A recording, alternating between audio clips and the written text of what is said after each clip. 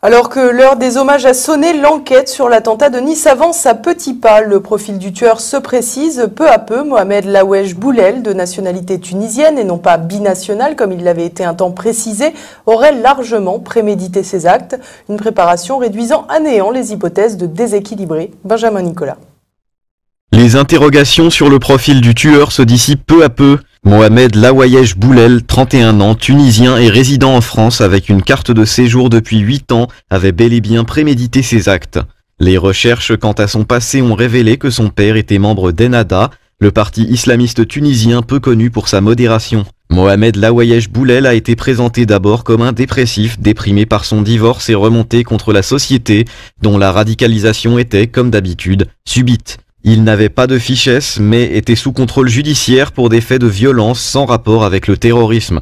Jusque-là, il avait respecté les dispositifs de ce contrôle. Quoi qu'il en soit, son crime était bien réfléchi. Au-delà de la location du camion, il aurait fait à plusieurs reprises des repérages de son périple meurtrier sans éveiller les soupçons des forces de l'ordre. Alors que Nice est une des villes de France les plus surveillées avec des caméras, le terroriste a déjoué sans mal tous les dispositifs. Dispositif somme toute assez léger puisque aucune herse ou bloc de béton n'était installé pour empêcher les véhicules de pénétrer dans la zone piétonnière.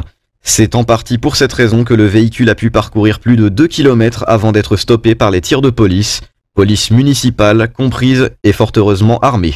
Sans doute fatigués par les dispositifs de très haute sécurité pendant l'Euro de football, les forces de l'ordre sur place étaient, selon Christian Estrosi, le président de la région PACA, insuffisantes pour l'encadrement du 14 juillet. Les 84 morts et les dizaines de blessés encore entre la vie et la mort n'en sont que les plus frappants stigmates.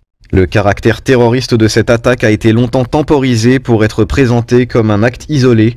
La revendication de Daesh dans son journal de propagande a mis fin aux hésitations, même si les revendications a posteriori sont toujours à prendre avec nuance.